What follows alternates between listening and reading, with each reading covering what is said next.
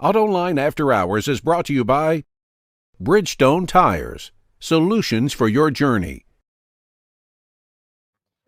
Hello, Gary. John, missed you last week. Yep. I was busy. I was out doing my thing. So, but you had a good show. It was a very good show, thank you. And so I got a little something here for you to ponder. Okay. A historic happening on this date in the automotive industry. Correct, but this is got a pop culture connection. Okay. So we may actually have some shout outs from people in the studio here who may have the answer. Okay. I'm going to fall flat on my face on this I don't know. Okay. So in 2011, a performer did an ad for a vehicle, and the ad was probably more significant than the vehicle. Oh. Today is the performer's 52nd birthday. Name the performer and the vehicle. M&M Chrysler 200. See? Okay. Easy as can be. See, I thought you were going to say Celine Dion, and I drove all night, and that was in 2003 for Pacifica. Look, the key giveaway is when you said the ad was more significant than the car. That was maybe the best automotive ad of all time. The car, meh. So, I mean, it was easy for the ad to beat it, but the ad was phenomenal. Arguably, the ad was an ad for Detroit. It was. In fact, it was a 2-minute ad that ran on the Super Bowl. I mean, who does a 2-minute ad anymore? That went by the wayside a long time ago. And the inside story on that is all the Fiat Chrysler, it was Fiat Chrysler at the time, Dodge and Chrysler and Ram and Jeep, and they all saw that ad for the Chrysler 200. And each one of those brand leaders said, I give up my ad, throw all the money into this one, because they were going to chop it up. They were going to do 30 seconds for each of the brands. And when the other brand managers saw that, they were like, forget about it. That thing is just too awesome. And they ran the full 2 minutes. Mm-hmm. So happy birthday, M&M. Yeah, that's right. So we should tell everybody what we've got in store for today's show. We have an expert in, I don't know, Diana Páez from the University of Michigan. What is your expertise? Right. Yeah. Thank you so much for having me. I would say right now I'm quite focused on the transition to electric mobility, electric vehicles across segments in low and middle income countries. So specifically implications for countries around the world, particularly developing countries. Okay. So we're going to get into that in a minute. And then at the halfway point of the show, everybody in this industry is complaining about we can't get young talent to come in here. We have got a great story on exactly how that's happening with a very innovative high school in Detroit. But we'll get to that at the half-hour point. Let's talk to Deanna. So, Deanna, okay, so you're with the William Davidson Institute. I mean, what does WDI do in general, and how do your focus fit into that? Absolutely. So WDI is an institute affiliated with the University of Michigan. We are on campus. We work very closely with the business school, Ross, but also we interact and engage with colleges across campus. With faculty, we also engage students sometimes in some of our projects. The mission of the institute is really focused on supporting economic growth and development in low and middle income countries. That was the mission from the beginning and continues to be so today. By bringing a lot of expertise focused on business knowledge, business tools, applied in different sectors, essentially. So in a nutshell, that's the mission of the Institute. It was established in 1992. We continue to expand, to work across different sectors, including on education, quite a bit of focus on entrepreneurship development and supporting businesses and startups in those markets. Also work in global health, so healthcare specifically, and then on energy and mobility, in addition to other areas that are cross-cutting, including performance measurement and impact measurement as well. So our interest clearly is mobility on this show, certainly. And prior to the show, you were talking a little bit about how do we build out this EV infrastructure in developing and middle income countries. I mean, what are your thoughts on that? And I ask it from this standpoint. The U.S. is struggling with trying to get an EV charging infrastructure and even just trying to get people to buy enough EVs. Europe's going through the same thing. So why even focus when you have, 2 two of the richest regions of the world struggling with this. Why look at developing nations? Yeah, that's a great question, John. So, and in fact, really our work, because it's focused there, we're really keen on exploring innovations happening in those markets, how the implications of the transition to electric vehicles are playing out, the different players in a particular ecosystem that have a role to play there to advance, to enable this transition as well. And then really finding opportunities for partnering, across countries, including with Michigan. There are different players that are quite interested in that too. But to your question in terms of charging infrastructure, this is one, or, the infrastructure for EVs generally. This is where we try to zoom out, first and foremost, not to think just about vehicles, about cars, okay? So first and foremost, we need to think about vehicles across segments. And I'll give you an example. Some of our work in Ghana is with a startup focused on electric bicycles for gig workers, delivery, essentially delivery workers for the gig economy in Accra, in the capital. They are a startup, super innovative. They're looking to manufacture vehicles in Ghana, electric vehicles, in this case, the bicycles. That has never been done before. They're focused on developing the supply chain in the country, working with artisans to kind of prototype different types of components for that, supporting the ecosystem for innovation in the country, employing talent, local talent, and training as well to be able to provide this solution, right? It is an electric mobility solution that a bicycle, you can charge it in a regular outlet. There isn't an issue in terms of infrastructure. In another case in Mexico, where I come from, there is, for example, a company that is focused on the mini cars, right? They have the really small cars. Those also you can charge in a regular outlet. Of course, there's range issues, etc. They are for a particular use case. So the first thing to think about is that this goes beyond cars. This goes beyond a specific use case or application. There are many different types of electric mobility. Electric buses is another example. In Colombia, Chile, they are some of the countries with the most electric buses outside of China. So we are interested in those stories and aggregating and generating insights about those stories in emerging markets, developing knowledge and tools that can help others as well, and then implementing these types of partnerships. So Deanna, you guys did a study mapping the e-mobility transition, and you looked at Michigan, California, India, China, South Africa, and Brazil. And there's a quote in here which I think is very provocative, and I want to read it, and then I want you to explain it to us. You say, since the technology and parts that are involved in an EV production are so different, it is not obvious that those who succeeded in the ICE world are best suited to succeed as we transition to EVs. Incumbency, therefore, does not guarantee success, even though many of the factors that have contributed to that success, high quality, low cost, etc., are certainly applicable to building EVs. Ultimately, this shift requires a high degree of agility and flexibility from companies interested in capturing market share. This creates an opportunity for new companies to compete all along the EV value chain. Mm-hmm. So it sounds like you're saying incumbency is not sufficient. Yeah, I think we're seeing that right now, right? And it's a real concern in terms of we have the legacy companies that are, of course, focused on the ICE business, but also electrifying their products. And we know what's happening right now, right? In some cases, some of the companies are revisiting, re-examining their targets because of their, I would say right now, a slowdown in the market growth, but the trajectory and the growth continue. That's very clear in terms of the data, which is what we're looking at, right? You have the headlines, you have the numbers. The market continues to grow. Adoption is growing. In North America is slower this year than what it was expected based on previous years. But we see that just globally, again, growing, and we see the trend from the climate perspective, from the policy perspective, from the economics perspective, the efficiency perspective.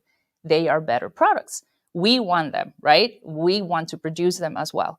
So I think going back to that report, what we try to do is kind of map out, okay, how do the opportunities for businesses along the entire value chain, because you have the addition of the battery and the entire supply chain, you have the addition of charging, right? And that kind of also, it's another story or another narrative within the broader EV ecosystem. So how has that changed a little bit some of the opportunities and the place for different companies? We looked at that, and then we looked at those markets that you mentioned to look at the factors, the enablers. there are so many implications for policy, for infrastructure, tangible, intangible, but also workforce, which is one of the key parts also that we have been working on when you look at a particular market. And in terms of incumbency too, we have really fierce global competition right now. And by global, I mean China, but really everywhere else too. And we know this. So what are we seeing? We require more innovation, doubling down on investments. It's really difficult if you keep kind of moving the target, right? If you can't commit as a company and really, really go for it and look for different ways to innovate, then it's just hard to get there in terms of sending a lot of mixed signals, which is a little bit of what we're seeing. Sure, but you've got to be adaptable too, because look, you're right. EVs are still the fastest growing segment in the market, but the industry has invested way beyond where the sales are right now. And unfortunately, EVs have become highly politicized. Certainly in the United States, the country is evenly divided. Yeah. So right off the bat, half the population wants nothing to do with EVs. And so it certainly looks like the 2032 EPA targets for electric share of market is, at least at this snapshot in time, not going to happen. So I agree with you. You want stability, and businesses need that. If everything's moving around, they're going to hold back and not invest. Once they have certainty, then they can invest. But you also have to have flexibility in your regulations, I think. Yeah. And you have to have flexibility, like you said, and agility in terms of that. But I think the question too is a little bit of, chicken and egg. And so many of these problems are chicken and eggy problems, because then it's like, okay, there's some work to be done in terms of consumer education right now, because this is such a politicized issue and we're heading to an election. I think we're just going through that kind of hump in a way. But it's going to pass, okay? It's going to pass. We have to focus on why this is a better product. We have to develop products that are more affordable. They're just too expensive. That's the reality. It's just the reality. In terms of software integration and everything that goes related to just really making this a better product, seamless product, there's still a long way to go, I think, in many of the products that we have accessible here right now. So there's that, and there's thinking about charging infrastructure. A lot of it is being deployed now. That is going to move the needle. I do believe that, because a lot of people think, well, this is the main problem or the main hurdle. In the meantime, there's growth in hybrids. We have plugins. There's, I think that more and more the consumer is kind of understanding and seeing also the difference in terms of those products. So I have a feeling maybe Akio Toyota read your report, because a few weeks ago he made this announcement about how he was concerned about the switch to EVs affecting jobs. And one of the points that you make in this report is that if you look at what is going to be going away, and you say combustion engines, transmissions, exhaust systems, fuel injection systems, they're going to phase out as the shift comes in. And you add, if that's not enough, that elements that are going into EVs are simpler, comparatively speaking, simpler to manufacture than these other things. So it would seem to me that there's possible huge job displacement as a result of this. So that has been, I think, the narrative for a while, right? With kind of like, I would say, contradictory data in terms of analysis of what that would change. Very recently, faculty at the University of Michigan, experts in this, they actually conducted a new and just released a new research report focused on understanding and analyzing the job, specifically how much more labor is required in EVs versus ICE, looking at plants in the US that are producing EVs. And in fact, it's the opposite. They require more labor, especially as the plants are ramping up. And that's available already. I had nothing to do with this report. It's faculty at engineering at the University of Michigan, but that was actually quite eye-opening. And we need that type of data precisely to combat some of the narrative. I think the point is too that the types of jobs and where we need more labor is different and require different skills from the ones that are going to be lost because of the components and parts that we will no longer be needing. So the point is that there might be more jobs, but it's not in the same areas. And then if you look at investments in plants and facilities, also might not be exactly in the same communities where the plants for, in some cases for ICE vehicles are. So you have all of these implications related to potentially impacted communities, which are very serious. Yeah, I'd like to dig deeper into that with you, because I didn't read the full report. I saw the headlines, and I had questions about it. If you're starting to count all the jobs that go into mining of raw materials and processing of raw materials for batteries, and even, rare earth metals that might go into electric motors, then I would agree there might be an opportunity for employment to stay the same in the quote unquote automotive industry. But I got to believe if you're looking at traditional automotive jobs, especially in assembly plants, there's just not going to be as many. I don't believe that the report actually included anything upstream in terms of mining, but I will caveat that by saying that I have not read the full report. However, I did look at just some of the summary. I believe it was focused only on the assembly manufacturing plants. However, the point, I think the point remains that there are questions around this, the types of skills, the place where the mines are. There simply, absolutely, there will be job displacement. So the question is, how do we prepare, support those communities, find or create opportunities for employment that actually can align with the talent of those, of people who will be affected, develop upskilling and reskilling training programs as well, and so forth. What's the success rate of retraining and upskilling? Where do we stand on that? Hey, do you have any data on that? Because my guess is it hasn't been all that good. I don't have data in terms of the success rate, but I also think it's because it's fairly new. At least, some of the research we've done, it's actually focused on EV training programs around the world in different markets. We were trying to see what topics, what skills are they focused on, what types of models, business models specifically, different organizations, educational institutions, universities, etc., companies too, are following to be able to train, retrain, and offering these trainings itself is a business opportunity, right?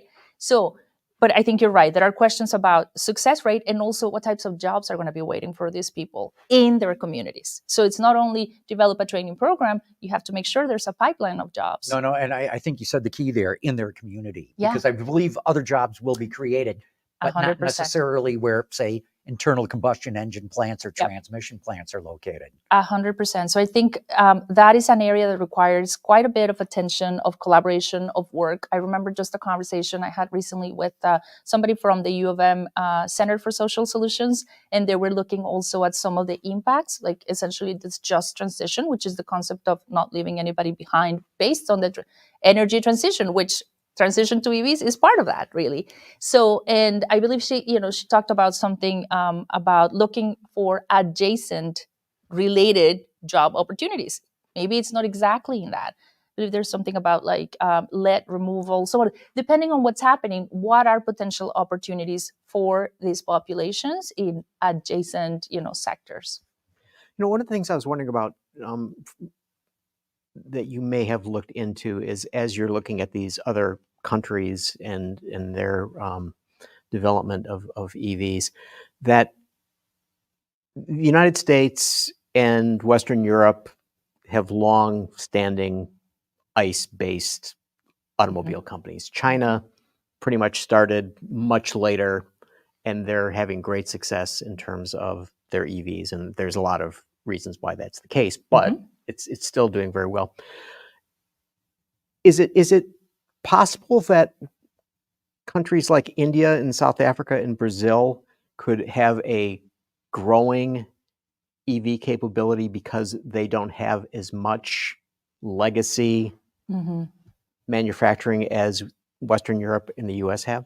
Yeah, so I think first and foremost, of course, we like to think and talk about emerging markets. It's not a block, right? They're all very different as well, but there are some commonalities and some trends. The reason why we looked in that report specifically at South Africa, Brazil, and India was because there was already automotive expertise, and they're also very keen on transitioning their supply chains and developing production capabilities for electric vehicles. I would say India is the one that is absolutely going forward and very successfully, specifically on, again, 2 and 3 wheelers. So these are different types of vehicles because that is some of the primary way in which people move. So, their vehicle ownership for car is very low. So it's not the same features in terms of the market, but 2 and 3 wheelers, they're electric. So that is also electrification. They're being very, very successful with really, really high growth rates. I don't remember right now if it's 40%. It's insane right now. So India is one story. South Africa, I know they're developing a lot of policies. I think that might be slower. And Brazil has been picking up a lot too. They have a different story too, in that they started and they've done a lot with biofuels and other types of flex fuel technologies for their vehicles, but they are also betting a lot on EVs. And now they have a BYD plant in Brazil, which was previously a Ford plant. Right. So you have those type of stories, but also other countries, because of what we touch on in the report as well, looking at the entire value chain. And you brought up mining, and we have critical minerals. And then you have countries like Indonesia and others with very, like a very rich ecosystem and availability for the minerals that are needed. So they're also looking to play a role in the EV supply chain that maybe before wasn't as available in terms of entering that space. Mm-hmm. Earlier, you talked about studying the enablers that would allow this to happen. Mm-hmm. What are some of the key things that you've focused in on, and what are these enablers? Yeah, absolutely. So we looked at, policy strategies, workforce strategies, and infrastructure-related strategies. And I can maybe touch on a couple of examples. I mean, policy for sure is the key lever. That is clear. That is in great part what has allowed China to be where it is, right? Policy. And we can talk about why that is, certainly. But policy is a very, very, very important feature and enabler for this transition. So first and foremost, for the countries we look at, do they have an e-mobility roadmap or policy or something, or EV industry support in some way? Because you do need that. And then people say, well, without subsidies, EVs are not going to work. I'm like, we also subsidize ICE vehicles and gas and so many other things. So that's not really an argument, right? But you need a policy framework that can be conducive and can enable businesses, can enable local innovation, very important, so that countries are not just looking at attracting foreign investment, but actually developing locally companies as well that can engage. So policy is one. Infrastructure is a second, not just thinking about charging infrastructure, because I think that is a kind of like a reductive way of looking at it. You need a lot more for this type of ecosystem to really develop, right? And it might be also ecosystem orchestrators, somebody that is really kind of trying to organize and orchestrate a little bit the work of different players across different sectors. If the state or the particular context says this is a priority for us, we want to play, we want to benefit, maybe because of air pollution, maybe we want to benefit for export, maybe we want to, I don't know, we have minerals, we can develop batteries, or whatever that might be, then you really need to have that tangible and intangible infrastructure and environment to support this transition too. And last but not least, workforce, which is critically important. Not only the topics related to transitioning the current automotive workforce and what might happen with that, but also developing really innovative training programs focused on EV-related skills. And again, depending on what the story is, the e-mobility story in a particular context, that might be somewhat different. It's been great to learn from efforts in different places. I mentioned Ghana earlier. They've had a master's that is specifically for engineering focused on electric vehicles for the past 8 years. And I'm like, yeah, can we please learn from your curriculum? So there's just a lot that is happening in other places. And in our work, we try to just like really, highlight those efforts. So are these three things equal, or is one more significant than the other? That's a great question. I think I did mention that policy, I believe, has perhaps more weight, but I do think that they are all interrelated. You have to look at it with a systems lens, and there's also more, but we just try to think about it. How can we think about the specific enablers or key factors that can really kind of move the needle? And we came up with those three that are just, I think, very basic. But the point is that there's a whole ecosystem of players, right? And there's room for new types of players and new types of collaboration to really kind of help with that development. Deanna, right now, you mentioned international competition in EVs and mentioned China. I mean, come on, China dominates the segment. Yeah. So much so that the United States and Europe are putting up tariffs to try to slow down the Chinese from coming in, because they'd take over the whole EV sector. Brazil's talking about putting up tariffs as well on Chinese vehicles. So is Mexico. But how do you think this is going to play out in the rest of the world as you're trying to encourage this move to electrification and the like? Are the Chinese just going to take it over, or how do you see it going? The $100 million question, I think. Yeah, we're seeing, I think it's a difficult time. I think it's very complex, certainly in terms of tariffs and trade and all of those implications.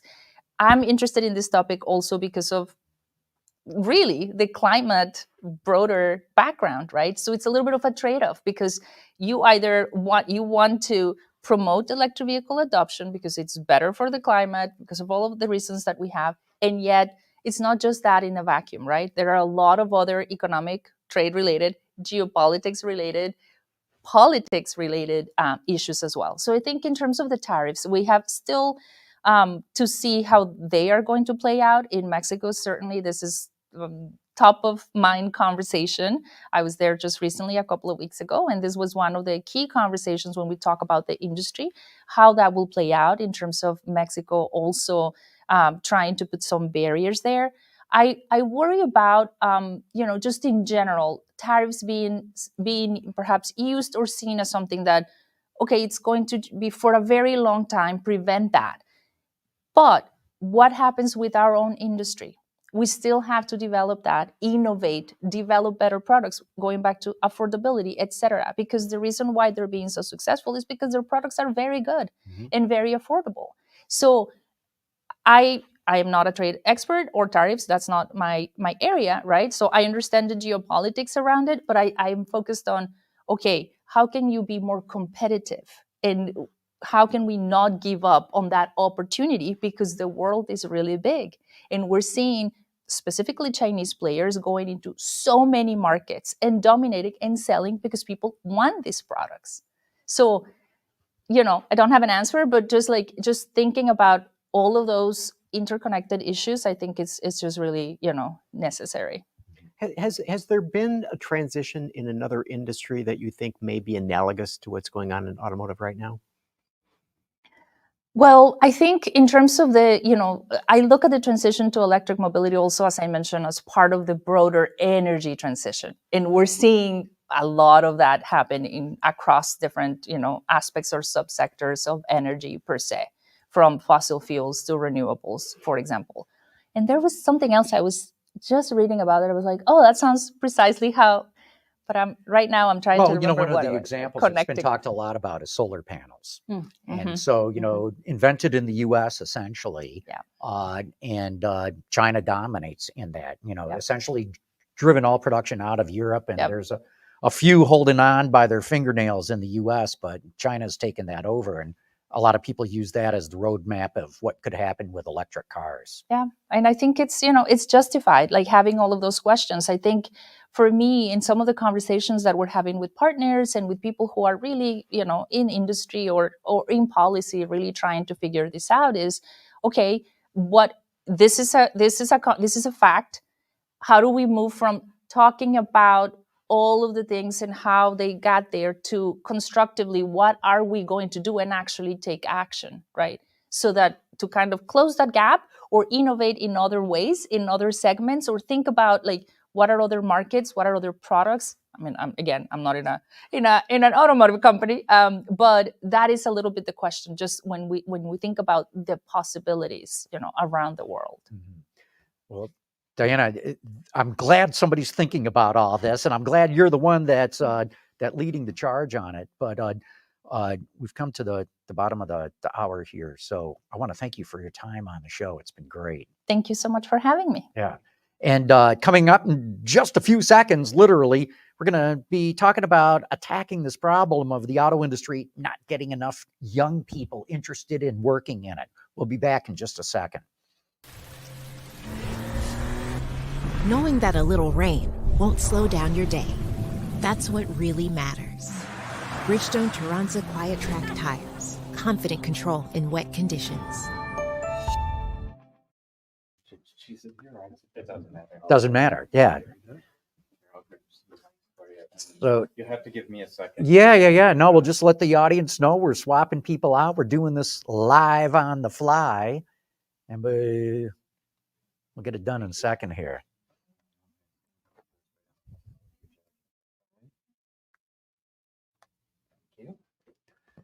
So we've got Chris Lynch and Tania Barba from a high school in Detroit called Detroit Cristo Rey.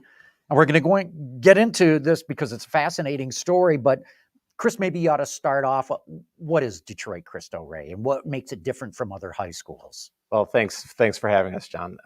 Detroit Cristo Rey is an incredible high school. It's a small Catholic high school in the city of Detroit that focuses on college and college success and getting our students to and through college. I.e. high school students. High school students, absolutely high school students. And we make sure that we are affordable and accessible to everybody. We really actually focus, as we're part of a 40-school nationwide network, focusing on how to make sure that people that might not always have access to the best college prep education have access to it. And one of the unique ways that that happens is through our corporate work study program. So our students, our high school students, like Tania here, they go off one time a week at least. It turns out to be 5 times a month to go all across Metro Detroit, working at companies large and small, gaining wonderful experiences, helping, doing real work in these companies and hospitals. So they're working and going to school. They're working and going to school at the same time. And that helps offset the cost of their education. And at the same time, they're learning incredible skills.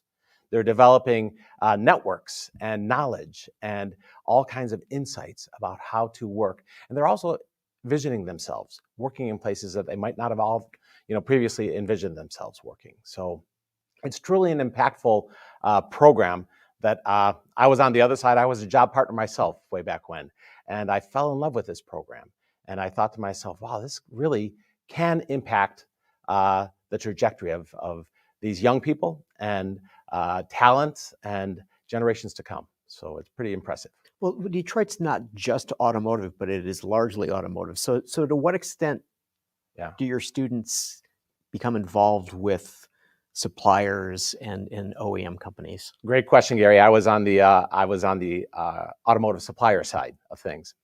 And I was a job partner, but we try to diversify because, like many students that are, I don't know about you both, but when I was Tania's age, I had no idea what I wanted to do. And so one of the things that we do is we offer and get them exposure to different things, different areas of interest where they may or may not be interested in. And sometimes it's a process of elimination. So just having those experiences, getting exposed to things that you might not even know exist, is that opportunity to say, yeah, I really am passionate about this. I was sharing earlier about one of our students who she was convinced she wanted to go into healthcare. She was very upset when she got assigned to General Motors. Even though we have students at hospitals and everything like that, she was a transfer student, got assigned to General Motors and in engineering. And she ended up finding that she had a real passion for it. She never knew that that kind of career existed. And now she's working in that field after getting her bachelor's and her master's degree. Wow. So I got to tell you, I had no idea what I was going to do when I got out of high school. I had no idea what I was going to do when I graduated from college. So that's okay. Still working on it, aren't you, John? I'm still working. It's true. It's true. Well, let's hear from Tania. So you're a senior at Detroit Cristo Rey, but you're working with General Motors right now. Is that right? Yeah. And so tell us a little bit about your work experience. I mean, how many days do you go to school every week? How much time do you spend on the job? Tell us. So I'm a senior, so we typically work on Mondays and the occasional Friday, which is what Mr. Lynch was talking about. But what I do at GM, I work in the Milford Proving Grounds, where I work with all kinds of vehicles. These can be like old vehicles, competitive vehicles, or like new vehicles that are like barely in the market. And I just do like a lot of testing with the squeak and rattle area. And we just basically test these vehicles just to see like how satisfactory are they to customers and just how ways we can improve them and compare them to other competitive vehicles in the area. So Tania, are you working with the engineers who have jobs at Milford? Yes, that's actually like something that's really unique like about Cristo Rey is getting like being a high school student and getting to work with these industry people who are like already in there. And really often, like especially when I first came into GM, people would look at me and go like, "Oh, like are you a college student? Like what school are you going to?" And I would be like, "No, I'm a high school senior." And they would be like really surprised, and I would tell them, all about the program, and they would be like, "Oh my God, I wish I had this in high school." I wish I had that in high school. That's awesome that you're doing. So were you interested in the auto industry at all? No, I actually, I kind of didn't know what to do. So I was recommended by a friend, like, "Oh, like you should come work and like in the engineering field. I feel like you'll like it." And I was like, "Okay, I'll give it a try." And you liked it. Yeah, it's So when you graduate, you're going to go to college. Mhm. Would you go to the auto industry after that? yeah, I'll really consider it. Yeah. So okay, when you go in to a building at Milford, there's many buildings out there now, and you were working with people who are working there 5 days a week. I mean, are you involved in projects that they're working on, or do they say, "Oh, Tanya's, we'll put her over here to do some special stuff"? I guess it's like a little bit of both, especially when I first came into like the workplace. I had to get, training done and just like familiarize myself with like the tools that I were working with and especially the people. But now that I have like 2 years now at GM, I really get to be like part of like the project that they're working on. I'm an involved member. Like I speak at the table. I'm not just like there at the back just listening. Like I speak, I do the work, and I'm there like I wouldn't consider myself an intern. I would consider myself like one of their coworkers. Wow, that's fantastic. So back to Cristo Rey a little bit. You said a small Catholic school. How many Yeah. students? What's your graduation rate? What's Right. your college placement rate? Right, great questions. We have 270 students right now, and we are very proud that since our first graduating class in 2012, we've had 13 years in a row of 100% college acceptance, which sounds wonderful. Okay, and but, it is. what's the graduation rate first? We have all of the students that get through and that meet all the requirements graduate. We try to make sure that everyone that's meeting all the criteria are there. So So what are you saying? 100% of the students graduate? Essentially 100%. I could say that maybe there's once or twice where there's some student that right before COVID hit, for example, a lot of students stopped showing up. That was a really difficult time. But otherwise, you graduate just about everybody, and you place 100% of them in college. 100% are accepted to college. Okay. We want to make sure that we not only get them to college, but through college. So this is one of the focus areas because that's really at the heart of our mission. So we like to consider ourselves an 8+ year program, not just a 4-year high school. So we have a lot of college success, a whole college counseling team, and an alumni success team to make sure that our students not only making sure that their high school is accessible to them, but that they know that college is accessible to them. And our students are graduating college at 2+ times the rate of their peers across the nation. So we know the program works. We want that to increase to even more because we really believe, as part of the mission, that this education and the impact that education can have transformational impacts for generations to come. So we really are focusing on getting our students not just to college, but through college. Yeah. So Tanya, obviously you're sponsored by General Motors, right? So who else is helping you guys out in the automotive field? In the automotive field, we've got Stellantis.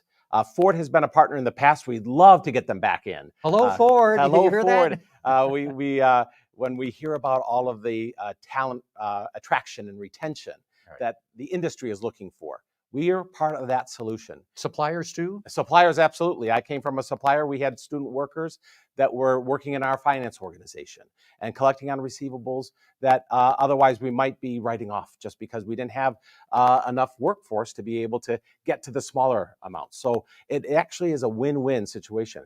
Our students are doing real work. When I first came in and I asked one of the students, "Where are you going off to work?" He said, "General Motors." And I said, I wasn't sure if it might have been the tech center because we have students all around. And I said, "What are you working on?" And he said, "I'm working on data management." I said, "What do you use?" And he said, "Well, it's like Excel on steroids." I said, "Really? What are you using?" "Power BI." And I said, "Seriously, I just came out of the industry and I was using Power BI." So they are doing real work. They're making real contributions, like Tanya said.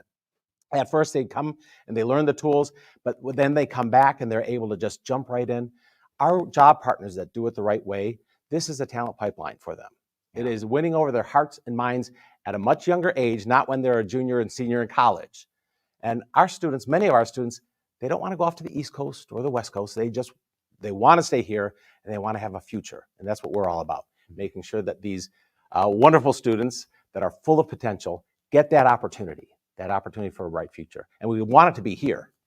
And Tania, before the show started, you told me you did, I don't know what you call it. You spent time at MIT this past summer. So tell us a little bit about your experience at Cristo Rey, because it's not just, doing these job work programs like you're doing at General Motors. There's more involved too. Tell us about MIT and some of the other things that you've done.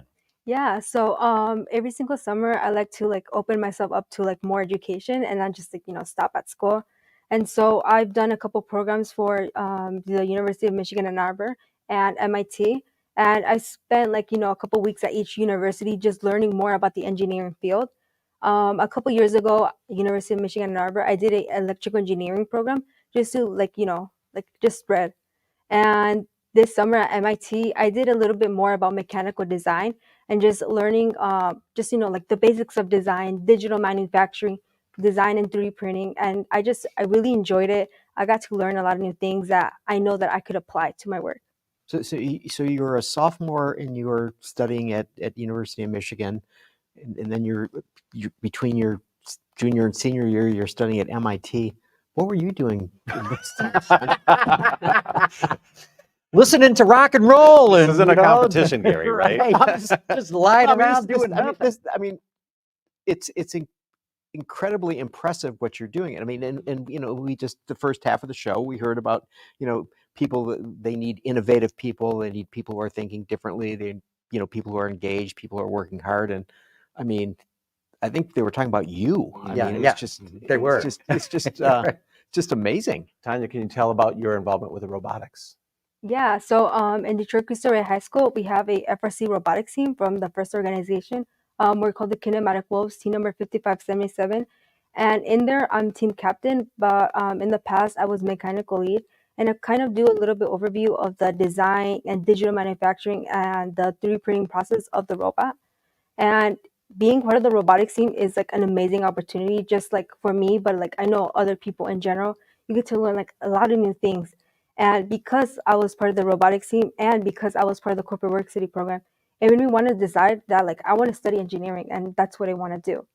And it's just an amazing opportunity. Not only are you working with other people in your school, how to be future engineers and future leaders in STEM, but you can also showcase to the community to inspire them to do the same thing. How did you find out about Cristo Rey? Why did you want to go to Cristo Rey? I didn't discover it. My parents discovered it, but something that they told me since the beginning is that what attracted them to them was the corporate work city program. Being a high school student and getting real life work experience is something that is very valuable to them, especially because near them graduated high school, they know they wanted the best for me. That's fantastic. This is such a great story. As I kicked off this whole conversation saying the automakers or the auto industry is complaining we can't get enough young people interested in it.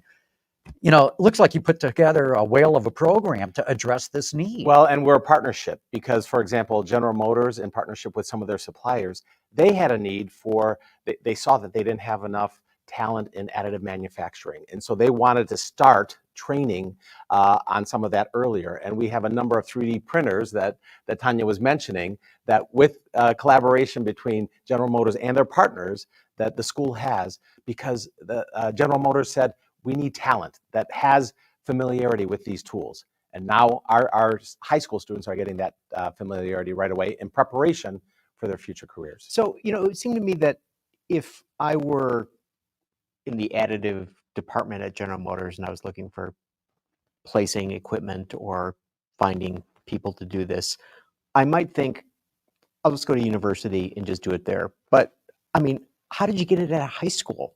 At a high school, again, the companies that partner with us that do it well, General Motors is one of those examples. Ideal Group is another one. They look at this as a long game. They're not in it for just, a nice, good feeling for the moment. They are looking at it as a talent pipeline. They're developing and grooming and maintaining the relationships with the student interns that they have. and they're giving them real work. It's not just, file something over here, do something like Go that. get me a cup of coffee. Go get me a right? cup of coffee. It is real work, because when given that opportunity, our students step up. They're doing this, and they stay connected through college, and then their first careers. It's a no-brainer.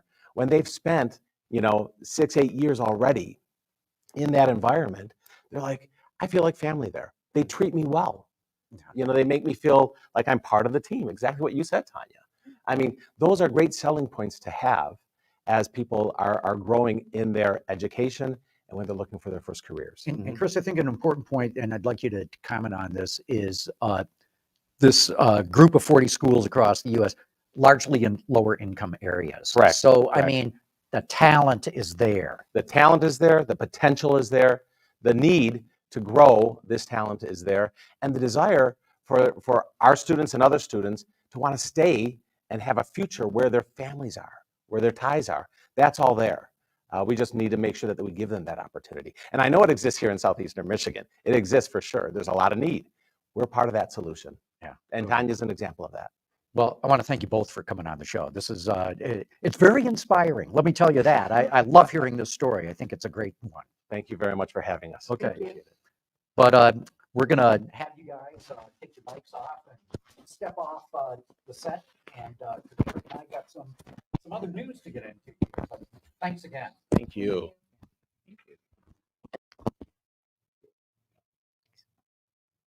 This is a casual show. We do things on the fly. Absolutely. We're not going to. So let's start with not a serious one, since we've had much serious conversation here. So our friend Mark Royce took out a 2025 Corvette ZR1 and took it to 233 miles per hour. Right. Talk about that. So number one, here's a little inside story. Don Sherman gave me this. That run was actually a month ago. They made it look like, boom, it just happened. And so they kept a lid on this for a month, which is astonishing, because there was a pretty big group of engineers that went over to Germany, which is where they set that record. But kudos to Mark. I mean, I saw he had posted something on LinkedIn, and one of the comments was, fastest automotive executive ever. And absolutely true.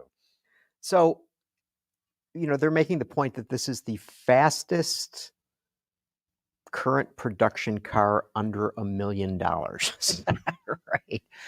So here's a a Corvette with 1,064 horsepower and 828 pound-feet of torque. It's a beast. It's a beast, and people have got to appreciate how difficult it is to get a car to go over 200 miles an hour. And I mean, the aerodynamic drag is massive, and you want it to stay right on the pavement, not go flying off either. So, I mean, there's a great story in what it took to get it up to that speed. 1,000 horsepower plus helps a lot, right? But the steering's got to be right, the chassis's got to be right, the suspension, the tires especially. So it's a great engineering story. So if you were on the board of General Motors, would you allow your president to go on a track at that speed? Well, you're asking the wrong guy. The answer in my book is absolutely yes. So, but others on the board might be scratching their heads and saying, wait a minute, are we putting our COO in life in danger, or president's life in danger? But Jim Farley races, Carlos Tavares races. I race. So any exec that races in my book is a good executive. But there's a fiduciary responsibility that goes along with all of this. No, there is. And in the past, they were not allowed to do that. In fact, I know of at least one exec who raced under a pseudonym, so that his company could not track the fact that he was racing. So it's been going on, since the very beginning of the industry. But you're right. In many cases, in an executive's contract, they are prohibited from racing. Obviously, those got ripped out of the current contracts. So moving over to Europe, so the Paris show has been going on, right? And there's been some consternation about the Chinese manufacturers putting on a good show and the traditional Europeans being overshadowed by this, and the concern that some executives in Europe now are expressing regarding the mandates related to the elimination of ICE vehicles in a few years from now. And Oliver Zipse from BMW basically, claimed that, quote, the European Union plans are no longer realistic and that subsidies for electric vehicles are unsustainable. Yeah. Do you think this is going to make a difference? Well, several observations. Number one, the Chinese absolutely saved the Paris Auto Show. I mean, as you know, all the international shows outside of China have pretty much collapsed. Frankfurt's gone, Geneva's gone, Paris was nothing until all these Chinese manufacturers say, we're going to exhibit there. And then all the European manufacturers piled in. And there's a lot of good news coming out of the Paris show. But I think Zipsa's got a great point. The goal has got to be CO2 reduction, not a mandate for a specific technology. And so as long as you're reducing CO2 emissions, and the faster you can do it, the better. Look, EV adoption is not happening quickly enough. And if you can get there faster with plug-in hybrids, extended range EVs, just regular strong hybrids, what are we waiting for? And I think we're going to run into that reality in this country too.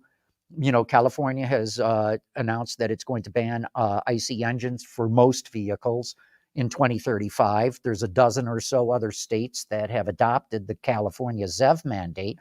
But, I want to say next year, 20% of all vehicles in the CARB ZEV states have got to be electric. California is already there. California is putting the money in. The infrastructure's there. The people are buying. In the other states, not even close. So pick New York State, very highly populated state. Next year, they have to have 20% EVs sold in the state. I think they're at 5 or 6% today. What's going to happen?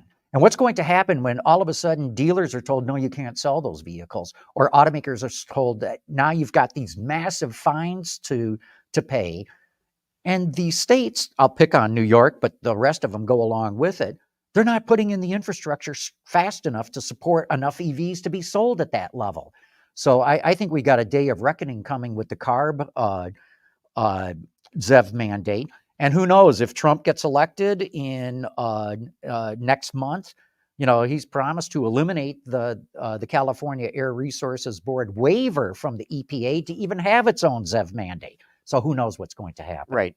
So it sounds like what you're suggesting is that there may be some redoing of these mandates and regulations in Europe as well as perhaps here. I think the reality is the right look. The European auto industry next year, at the current rate of CO2 reduction that they're supposed to achieve, which they're not achieving, is facing 16 billion euros in fines. That's just next year. What about the year after that? And the year after that, it's going to bankrupt the industry.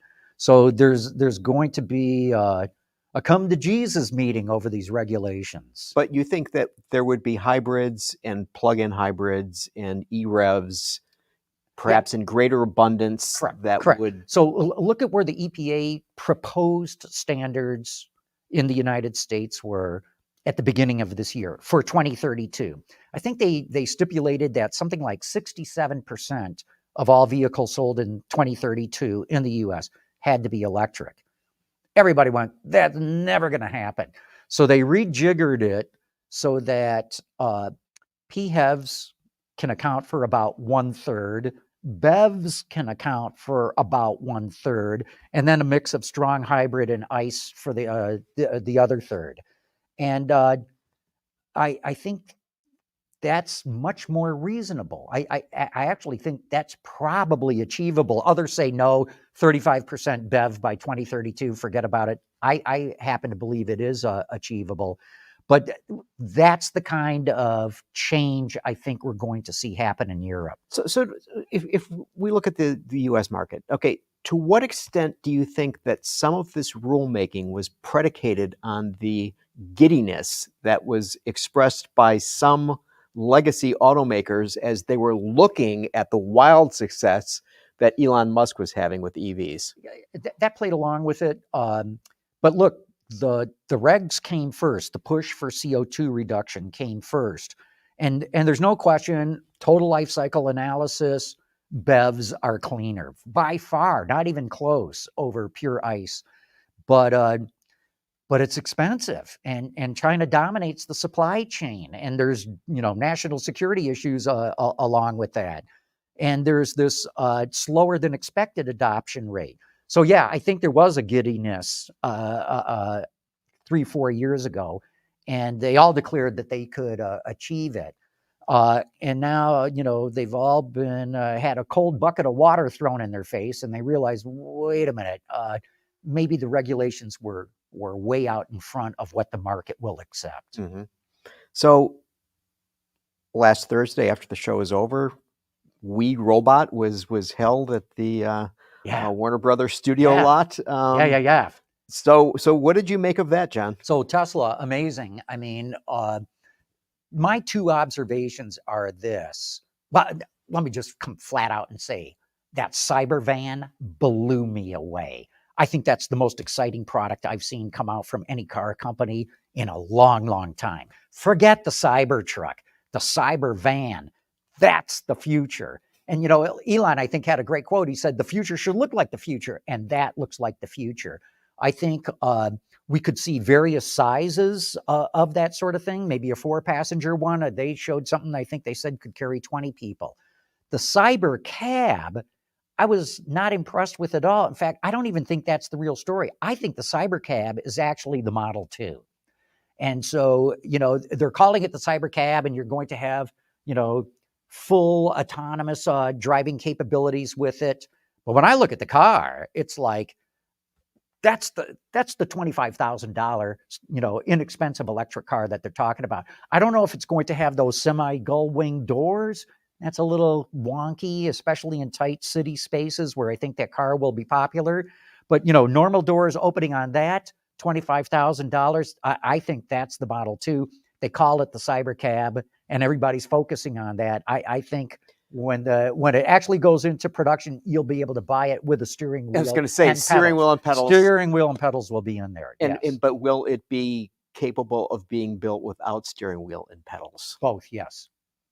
And now he seemed rather vague on when this was going to be coming out. Well, that's Elon, But how long does Elon have before the bloom is off the proverbial rose? Well, the bloom is off. I mean, the investment community looked at that and went meh, and wiped $60 billion of value out of the stock's market capitalization. So Wall Street has already shrugged on this, because, Elon has been promising robo-taxis for years now, and it hasn't happened. And the stock is valued at that actually happening. So until it does happen, I think you're going to see the stock trending downwards. And to what extent do you see business for having a large van? I mean, nobody seems to be interested in these things anymore. And then post-COVID, I mean, that was another concern. Right. And but even Elon was always against buses and mass transit. Right. Look, I think we're over the COVID thing. Afraid to go out. And in the early days of COVID, nobody knew what was going on. People were dropping like flies, dead. We had refrigerator trucks outside of morgues because the morgues were overflowing with bodies. I think we've got a handle on it now, and I don't think people will be afraid to get in a van, even if there is another COVID outbreak. But that van, I took one look at that, and I was like, this is sensational. To me, and some people have criticized it, my description of the van is a 1930s era Art Deco streamlined locomotive. Mm-hmm. But I happen to love that look. Mm-hmm. And boy, if this is what Franz von Holzhausen, head of design at Tesla, can do, let them rip. We've been complaining. I've been complaining. The Model 3, the X, the Y, getting a little old in the tooth from a styling standpoint. Let Franz do his thing. Make the future look like the future. But the question is, how do they deal with the near future in terms of their business? Well, they're struggling right And I now. mean, and you're seeing, out of Paris, the news of Chinese companies with all manner of vehicles, from the wildly expensive to the very economical. And, Right. Well, the Chinese, as we've been talking about, for many of these shows, it's a monster, man. But look at what happened last month. BMW outsold Tesla in Europe with EVs. I mean, Elon's got to wake up. He's got to refresh his line. He's got to, from a styling standpoint, under the skin, bleeding edge, right? But from a styling standpoint, the cars haven't changed much at all. There's been a mild facelift on the 3. Ho-hum. I mean, it does look better, but that's not what I'm talking about. People have got to look at that car from 100 yards away and go, wow, that must be the new one. Today, you can't do that. Yeah, and those BMW EV sales, I mean, they were very impressive. And that surprises me, in context with Zipsa's comment about well, look, their EVs. EV sales are impressive, but all these legacy automakers have invested for them to be way higher than they are. And so until they hit those production rates, they're going to lose a lot of money. I'm sure BMW is losing money on its EVs on a fully accounted basis.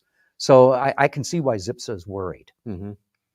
And finally, the Optimus robot. Did you? What was your take on that?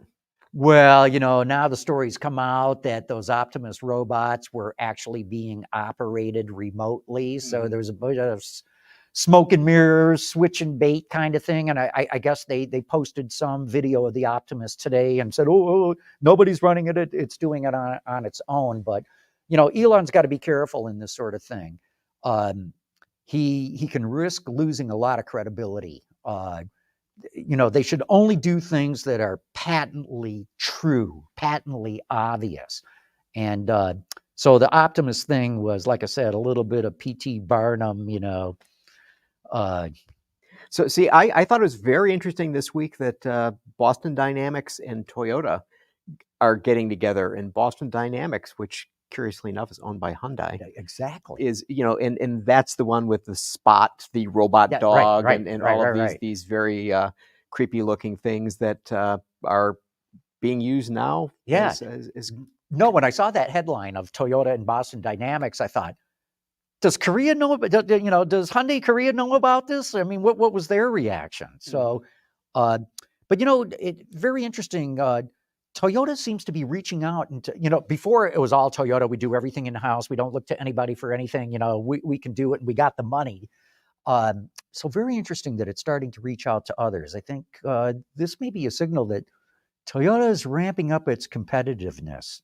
Well, what I think is even perhaps more interesting is that if you look at it from the Hyundai standpoint, I mean, Hyundai, making the memorandum of understanding with General Motors, Hyundai working with Waymo, right now Hyundai working with Toyota. I mean, it seems to be like coming up. No, great point. I mean, it's I think the industry has realized it has to move way faster. And to try and invent everything in-house, you can do it, but it's going to take a lot of money and a lot of time. And if somebody else out there has already done it, run to them. Don't waste time trying to do it in-house, unless you see that there is some hyper-competitive advantage to doing it in-house. Swallow your pride. Go buy what's out on the market. See, but that's the tough part for any Swallowing of us. your pride. For any of us doing anything, that is the tough part. That's exactly right. So, well, with that, should we just swallow our pride and end the show? I think we should. Okay, good stuff. Thank you all for having tuned in. AutoLine After Hours is brought to you by Bridgestone Tires, solutions for your journey.